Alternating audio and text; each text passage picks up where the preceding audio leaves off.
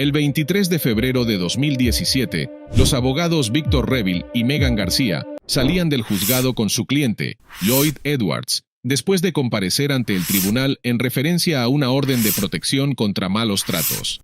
La orden fue iniciada por Jasmine, la esposa del señor Edwards. Antes de abandonar el juzgado, el señor Edwards entregó 2 de sus 3 teléfonos móviles al señor Reville. Cuando la señora García, el señor Reville y el señor Edwards salieron del juzgado, se encontraron con la ayudante del sheriff Ashworth y el ayudante del sheriff Ratliff de la oficina del sheriff del condado de Blount, Alabama, que intentaban entregar una orden de registro del señor Edwards y su vehículo.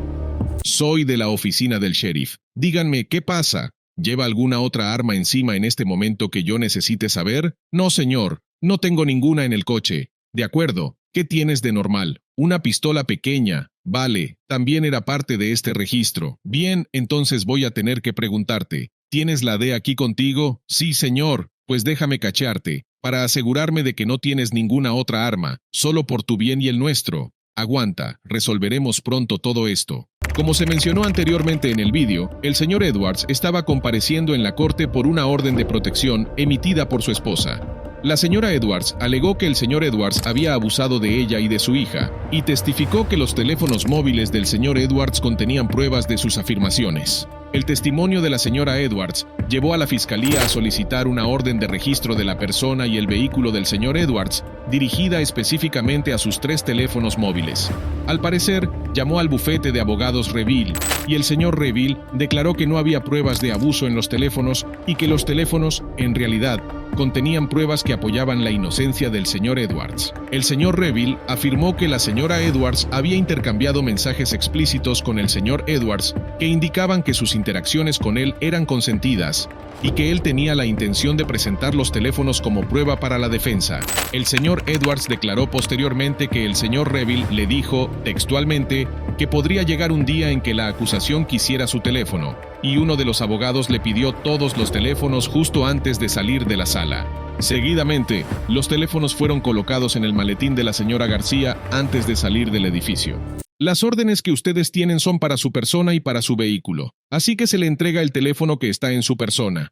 Tengo vídeos de él dándote el teléfono a ti, y tú dándole el teléfono a ella. Todos ustedes tienen eso, pero eso no está. No estoy aquí por un juicio. Estoy aquí por un crimen. Orden de registro. Eso no está en su persona. Les digo a todos que no tienen derecho a eso. Muy bien. Entonces iremos por la otra ruta. Consigue ese maldito teléfono. Como el señor Reville mencionó, el lenguaje de la orden de registro dictaba que la búsqueda podía realizarse en la persona inmediata del señor Edwards y el vehículo solamente. Dado que el señor Edwards no estaba en posesión de los teléfonos en el momento de la notificación de la orden, los agentes no tenían derecho a ellos. Si los oficiales hubieran obtenido una orden de registro para los teléfonos, habrían tenido alguna autoridad para confiscarlos, pero la validez de dicha orden de registro sería cuestionable, teniendo en cuenta que la defensa también pretendía presentar los teléfonos como prueba. En este sentido, la orden de registro presentada por los agentes no les autoriza a registrar a la señora García, pero la acusación se guarda un as en la manga, del que hablaremos más adelante en el vídeo. Tras darse cuenta de que el señor Reville se niega a acceder al registro, la ayudante Ashworth llama a la oficina del fiscal del distrito para pedir consejos sobre cómo proceder. Estamos aquí. Tenemos grabado en vídeo que entregó su teléfono móvil a uno de sus abogados. Este se lo entregó al otro, y se encuentra ahora mismo en esta mochila que está justo aquí. ¿Estamos siendo detenidos en este momento? No voy a detenerlos hasta que determinemos el siguiente curso de acción. Dame el testimonio. Bien, tengo a esta persona y vehículo. Voy a apagar esto. No creo que se haga eso. Voy a apagarlo. Vale. Necesitamos el teléfono fuera de la mochila, o tendremos que detenerte y conseguir una orden de registro si no nos das el teléfono. Bien, no les daremos nada que no tengan derecho a tener, así que si usted nos detiene, usted tiene que tener ciertas garantías constitucionales para hacer eso. Bien, pues todos ustedes están bajo arresto por obstruir la operación del gobierno. ¿Cómo? Esta detención es ilegal. No solo los diputados estaban acusando al señor Reville bajo la autoridad de una orden de registro irrelevante. Es que ni el señor Reville ni la señora García hicieron nada que constituyera una violación del Código de Alabama 13 a 10.2. El código establece que una persona comete el delito de obstrucción de las operaciones gubernamentales si, mediante intimidación, fuerza física o interferencia, obstruye intencionadamente la administración de la ley o impide que un funcionario público desempeñe una función gubernamental. Así pues, ambos se limitaron a declarar que no acatarían las órdenes ilegales de los agentes. Tampoco hicieron nada para impedir que los agentes confiscaran el teléfono. Si los agentes estaban tan seguros de que la orden de registro les autorizaba a incautarse los teléfonos, ¿qué les impedía tomar el bolso de la señora García y llevárselos? Lo tenemos en vídeo, no hemos infringido la ley. Así que si nos arrestan, ¿a mí que me arrestan por obstruir las operaciones del gobierno? Correcto, así es. Déjenme quitarles esto de aquí. ¿En serio estoy siendo arrestado por obstruir las operaciones del gobierno? Así es, os llevaremos como es debido y os imputaremos cargos por desobediencia. ¿Están seguros de que quieren hacer esto? ¿Ustedes conocen la ley civil? Claro que conozco la ley civil. Vale, estoy de acuerdo, de acuerdo. A todo esto, ¿tú cómo te llamas? ¿Quién fucking eres? Soy Sue Ashworth. De acuerdo. ¿Y eres una activista sobreviviente? Simplemente soy Sue Ashworth.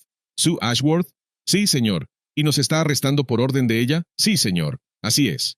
Ayudante Ratliff, quiero asegurarme de que al menos usted sabe nuestra posición. Básicamente, nuestra posición es que estos teléfonos nos sirven a nosotros de prueba para utilizar en nuestra defensa, y por lo tanto, no estamos haciendo nada para evitar que todos ustedes hagan su trabajo. Así pues, si todos ustedes quieren tomar esta mochila, seguir adelante y hacerlo, no estamos obligados a ello. Por lo pronto yo me largo. Desde el momento en que he entrado en el juzgado, he estado bajo vigilancia. Y todo, por las razones que acabo de señalar. Bueno, me sentaré aquí y te vigilaré a ti, a él y a ella. No puedo creer que dieras esa interpretación. Los ayudantes del sheriff no entendieron las limitaciones autoritativas de la orden de registro, de modo que el señor Reville y la señora García fueron arrestados y acusados bajo el Código 13A-10-2. La fiscalía inicialmente se ofreció a retirar los cargos si el señor Reville accedía a escribir una carta disculpándose y admitiendo que los ayudantes del sheriff no hicieron nada malo, pero el señor Reville rechazó su oferta y decidió seguir adelante con un juicio. En el juicio penal que siguió, la defensa del señor Reville y la señora García argumentó que el Estado no pudo establecer la intención del acusado y que no se cometió ningún delito. Básicamente, porque la orden de registro no autorizaba el registro de los abogados del señor Edwards. Por su parte, la fiscalía argumentó que tenían derecho a los teléfonos en virtud de la doctrina de las circunstancias apremiantes, que es un precedente legal que permite registros sin orden judicial en circunstancias en las que las pruebas tienen una alta probabilidad de ser destruidas, como los datos de los teléfonos móviles. Durante el juicio, el señor Edwards, que todavía estaba siendo investigado en ese momento, testificó a favor de la acusación, pero declaró que el fiscal Casey trató de prepararle en su testimonio, a pesar de que, al parecer, se había recusado del caso, de modo que el señor Edwards se convirtió en un testigo clave para la defensa del señor Reville. Finalmente, el juez King absolvió al señor Reville y a la señora García de todos los cargos, y declaró que los ayudantes del sheriff se equivocaron sobre la autoridad de la orden de registro, por lo que los acusados nunca impidieron físicamente que los ayudantes del sheriff llevaran a cabo sus funciones. El señor Reville y la señora García se vieron obligados a recusarse del caso del señor Edwards tras presentar 2 demandas federales separadas contra el ayudante Ratliff y la ayudante Ashworth, así como contra el fiscal Casey y el ayudante del fiscal Scott Gilliland. Cabe señalar que el señor Edwards aún no ha ido a juicio, y su caso ha sido reiniciado por un gran jurado diferente varias veces en los últimos 2 años. A decir verdad, es muy irregular que un fiscal de distrito retrase la acusación cuando el sospechoso ha sido acusado. De hecho, tiene mérito la idea de que ella puede estar retrasando el enjuiciamiento del señor Edwards para poder utilizar su caso pendiente como palanca contra él por su testimonio en la demanda federal contra ella. No obstante, el señor Reville es optimista sobre el caso y dijo que espera llegar a un acuerdo con ciertas estipulaciones no revisadas. En general, los ayudantes del sheriff y los fiscales de la oficina del sheriff del condado de Blount obtienen un suspenso por exagerar la autoridad de una orden de registro, por violar los derechos de la cuarta enmienda del señor Reville y la señora García, y por detenerlos falsamente por obstrucción. En un momento del vídeo, la ayudante del sheriff Ashworth afirma que está deteniendo al señor Reville y a la señora García hasta que pueda conseguir una orden de registro, y puede que tuviera autoridad para hacerlo en virtud de la doctrina de las circunstancias apremiantes.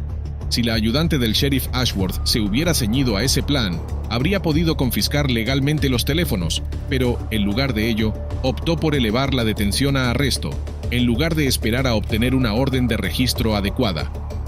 Los teléfonos fueron finalmente registrados por la fiscalía, pero al final no contenían ninguna prueba utilizable. Incluso si lo hubieran hecho, la fiscalía no habría podido presentarlos como prueba en el juicio contra el señor Edwards, porque los celulares se obtuvieron ilegalmente. Lo único que la fiscalía sacó de esta interacción fue una demanda federal que probablemente se saldará con un cuantioso acuerdo. El señor Reville obtiene un sobresaliente por tener la agilidad mental y la fortaleza conversacional necesarias para rebatir la validez de la orden de registro, además del valor y la convicción para defender su libertad personal y defender los derechos de su defendido. El señor Reville supo inmediatamente que la detención era ilegal y ofreció a los agentes múltiples oportunidades de reconsiderarla. No hay duda de que el señor Reville y la señora García saldrán de este caso con una victoria, y cualquier cliente será afortunado de contar con su representación. ¿Pero acaso no has visto este incidente? Yo no me lo perdería,